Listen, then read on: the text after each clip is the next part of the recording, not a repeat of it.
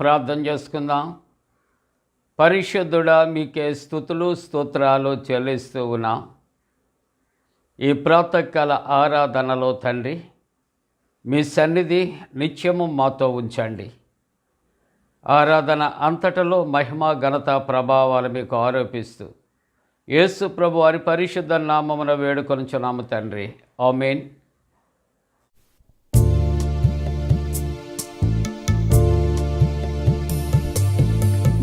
చిన్ని హృదయముతో నా గొప్ప దేవునిని ఆరాధించెదన్. పగిలిన నా కుండను నా కుమ్మరి యొద్దకు తెచ్చి బాగు చేయమని కోరెదన్. నా చిన్ని హృదయముతో నా గొప్ప దేవునిని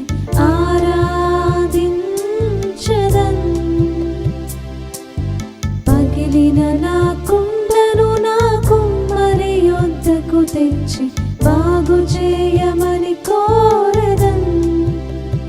హోసన్నా హోసన్నా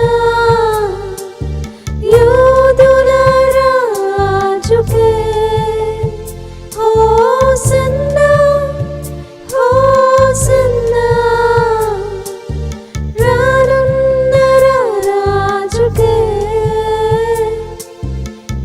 చిన్ని హృదయముతో నా గొప్ప దేవునిని ఆరాధించెదన్.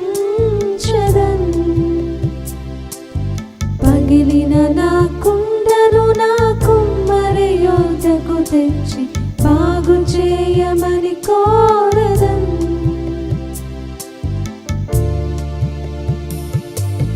మట్టి నుండి తీయబడి తిని మరలా మట్టికే చేరుదును. మట్టి నుండి తీయబడి తిని మరలా మట్టికే చేరుదును. మన్నైన నేను మహిమగా మారుటకు నీ మహిమను విడచితివే. మన్నైన నేను మహిమగా మారుటకు నీ మహిమను విడచితివే. హోసన్నా హోసన్నా యూదుల రాజుకే. హోసన్నా హోసన్నా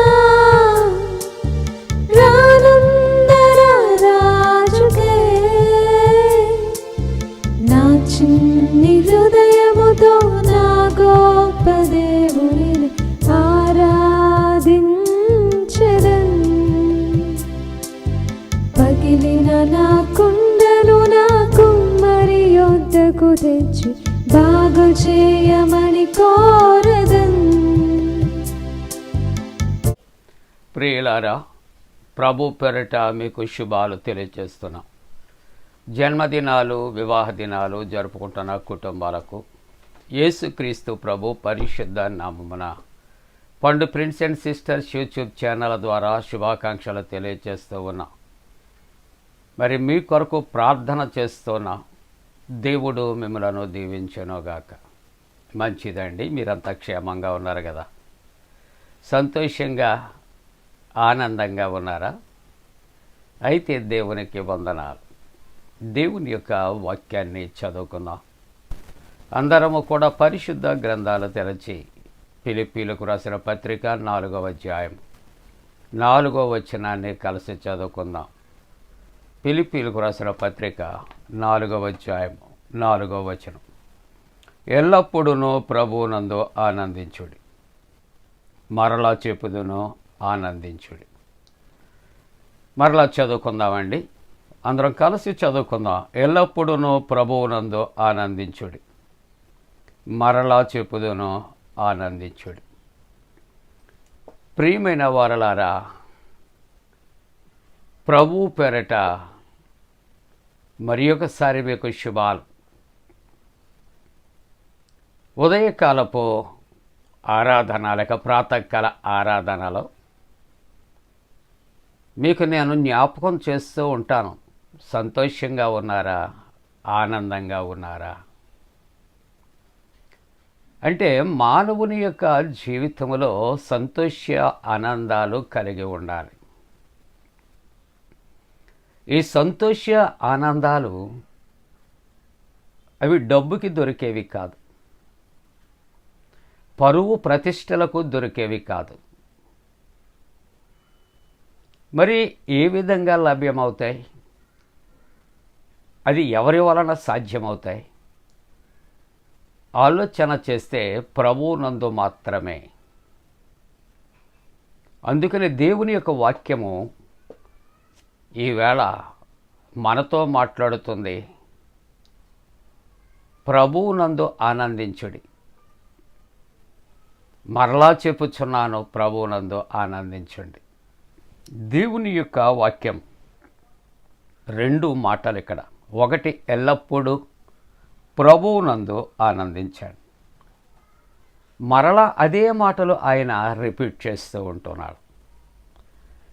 కాబట్టి మన సిరీస్లో నూతన సంవత్సరం, నూతన మాసంలో నూతన ఆనందం చెబుతారా? నూతన ఆనందం. నూతన ఆనందమా అని ఒకవేళ ప్రశ్నార్థకంగా చూస్తున్నారేమో. మన జీవితాల్లో అచ్చుగుద్దినట్లు కొన్ని మాటలు అలాగే స్థిరంగా ఉండిపోతూ ఉంటాయి, దాటిలో మార్పు రాదు. అందుకనే జీవితము నూతన జీవితము, సాక్ష్యము నూతన సాక్ష్యము, తీర్మానము నూతన తీర్మానము అని ఎందుకు మనం ధ్యానం చేస్తున్నామంటే,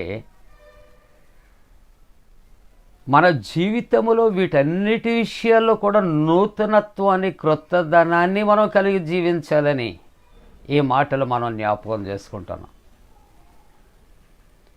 ఆనందము ఎప్పుడు కలుగుతుంది?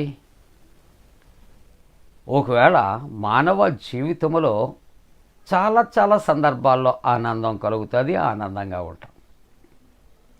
ఓ వ్యక్తికి వివాహమైనప్పుడు ఆనందం కలగవచ్చు, బిడ్డలు కలిగినప్పుడు ఆనందం కలగవచ్చు, ఓ గృహాన్ని వారు నిర్మించినప్పుడు ఆనందం కలగవచ్చు, ఒక మంచి ఉద్యోగాన్ని పొందుకున్నప్పుడు ఆనందం కలగవచ్చు. ఇలాగున ఆనందం అనేది ఇట్స్ ఇన్ డిఫరెంట్ వేస్. చాలా సందర్భాల్లో రకరకాలుగా ఆనందం కలుగుతూ ఉంటుంది. కానీ ఈ ఆనందం ఎప్పుడూ కూడా వీటిని బట్టే మాత్రమే కాదు, లోకమును బట్టి మాత్రమే కాదు, నువ్వు పొందుకున్న దాన్ని బట్టి మాత్రమే కాదు. ఆ ఆనందము నూతనపరచబడాలి. అది ఆ ఆనందము ఒక క్రొత్తదైన రూపాన్ని ధరించాలి ప్రియులారా. అందుకని వీళ్ళ వాక్య ధ్యానంలో మనం చదువుకున్న ఎల్లప్పుడూ ప్రభువునందు ఆనందించండి. మరలా చెప్పుచున్నాను, ప్రభువునందు ఆనందించుడి. ఉపోద్ఘాతంలో జ్ఞాపకం చేసుకున్న లోకములో ఉన్న వాటి అన్నిటి యందు ఆనందిస్తూ ఉంటాం. మరి యొక్క ఆనందానికి నూతన రూపాన్ని ఎలాగూ మనం కలుగు చేసుకుంటాం అని ఆలోచన చేస్తూ ఉన్నప్పుడు, ఇంతవరకు మనం పొందుకున్న వాటితో పాటుగా మనకు ఇచ్చినటువంటి దేవుని యందు ఆనందపరచబడాలి, నూతనమైన ఆనందముగా మార్చబడాలి. ఆనందము అనేది అది ఇప్పుడు ఉండవచ్చు, కొద్దిసేపటికి మాయమైపోవచ్చు. ఒక వస్తువు మీద, ఒక వ్యక్తి మీద ఉన్న మక్కువ స్థిరము కాదు. అప్పుడికే ఉండవచ్చు, అప్పుడికే వారి మీద ఉన్న మమకారాలు తప్పిపోవచ్చు, ఆ వస్తువు మీద ఉన్న మమకారం తప్పిపోవచ్చు, ఆ ఆనందం మటుమయం అయిపోవచ్చేమో. కానీ నూతన సంవత్సరంలో మన ఆనందము ప్రభువునందు నూతన పరచబడితే ఫర్ ఎవర్ అండ్ ఎవర్, ఎప్పటెప్పటికీ స్థిరముగా ఉంటుంది ఆ ఆనందం. దానిని నూతన ఆనందం అనగా నూతన పరచబడిన ఆనందము అనే మాట జ్ఞాపకం చేస్తూ ఉన్నాను. ఒక భక్తుని యొక్క జీవిత చరిత్ర మనం క్లుప్తంగా ధ్యానం చేస్తూ ఉంటున్నాం ప్రియులారా. దేవుని యొక్క భక్తులు ఎంతోమంది ఉన్నారు. వారిలో ఒక భక్తుడు సిక్కు వంశానికి చెంది ధనవంతుని కుటుంబంలో జన్మించినటువంటి సాధు సుందర్ సింగ్ అనే ఒక భక్తుడు క్రీస్తు ప్రభు భక్తుడిగా తాను మార్పు చెందాడు. ప్రభువు కొరకు తల్లిదండ్రులను విడిచాడు, తనకున్నటువంటి అష్టైశ్వర్యాలు విడిచిపెట్టాడు. నీకు ఇస్తాను ఆ దేవుని విడిచిపెట్టమని చూపెట్టినటువంటి మణులు, మాణిక్యాలు, వజ్ర వైడూర్యాలు అన్నీ విడిచిపెట్టారు. ప్రభువు కొరకు జీవించాలని ఒక మంచి తీర్మానాన్ని తీసుకున్నాడు. అది ఆయన జీవితానికి ఒక ఆనందాన్ని కలుగజేసింది. తన జీవితము క్రీస్తునందు వెలిగించబడింది, ఆహ్లాదకరంగా మారిపోయింది. ఆయన తను ధరించినటువంటి దుస్తులు చూస్తూ ఉంటున్నప్పుడు ఆ చలిగాలులు ఆపలేకపోతున్నాయి. ఆ మంచు కొండల్లో చెప్పులు లేకుండా తను నడుస్తున్నప్పుడట ఆ కాళ్ళకు పుండ్లు పడ్డాయి, రక్తాలు కారుతూ ఉంటున్నాయి. ఆయన నడిచినంతసేపు కూడా ఆ రక్తపు చారలట ఆ నడుస్తున్నటువంటి మార్గములో ఆనవాలుగా పడుతూ ఉన్నాయట ప్రియులారా. అటువంటి పరిస్థితుల్లో సాధు సుందర్ సింగ్ అనే వ్యక్తిని సమీపించినటువంటి ఒక వ్యక్తి అంటున్నాడు, అయ్యా ఎందుకయ్యా కాళ్ళు రక్తం కారుతామని పుండ్లు పడ్డా, ఎందుకు నువ్వు కాళ్లకు ఆ పాదరక్షలు వేసుకోలేదు అని అడుగుతూ ఉన్నప్పుడు నా అద్భుత రక్షకుని యందు నేను ఆనందిస్తూ ఉన్నాను. ఈవేళ మన యొక్క టాపిక్ నూతన ఆనందం. అతడు లోక సంబంధమైన జీవితాన్ని విడిచి నిజరక్షకుడైన క్రీస్తు ప్రభువుని కలిగి తన జీవితం ఆనందమయముగా చేసుకున్నాడు. ఇప్పుడు ఈ రెండవ పర్యాయము తన ఆనందము నూతన ఆనందంగా మార్చుకున్నాడు. నా ప్రభువుకి కాళ్ళలో చీలలు, చేతులలో చీలలు వేస్తే రక్తము నా కొరకు అది చిమ్ముతూ ఉన్నది. ఆయన తల మీద నా కొరకు ముళ్ళు కిరీటాలు ధరించినప్పుడు ముఖమంతా రక్తసిక్తమై ఉంటుండగా నా ప్రభువు నాకు చేసిన కార్యము కన్నా ఇది గొప్పదా?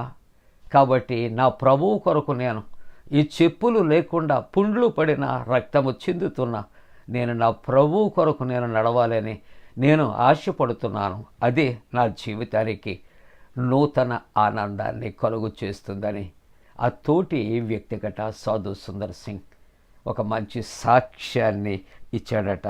ప్రియమైనటువంటి దేవుని బిడ్డలారా, కాబట్టి మన యొక్క జీవితంలో ఆనందము కలిగి ఉండాలి. అది లోకము యందు కాదు, లోకములో ఉన్న వాటి యందు కాదు, మరి దేని యందు?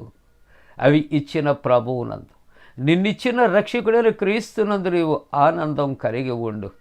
కానీ ఆ ఆనందం ఈ నూతన సంవత్సరంలో నూతన ఆనందముగా, ఇంతవరకు కూడా ఒకవేళ నీవు లోకము కొరకు ఆనందించావు, లోకములో నువ్వు పొందుకున్న వాటి కొరకు ఆనందించావు, అంతేకాదు క్రీస్తు కొరకు నువ్వు రక్షకుడిగా ఆనందిస్తున్నావు. కానీ ఇప్పుడు నీవు ఆ క్రీస్తు కొరకు నీవు నీ యొక్క ఆనందాన్ని ఒక నూతన ఆనందంగా మార్చుకుంటానికి కారణం, నా ప్రభు నా కొరకు ఆయన శ్రమపడ్డాడు, నేను ఆయన కొరకు శ్రమ పడతానని ఒక తీర్మానాన్ని తీసుకున్నప్పుడు ఒక నూతనమైన ఆనందం నీ జీవితంలో కలుగుతుంది.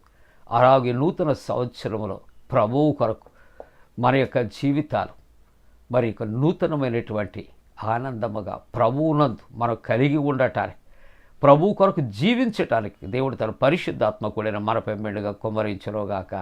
ఆమేన్. ప్రార్థన. పరిశుద్ధుడా నీకు వందనాలు.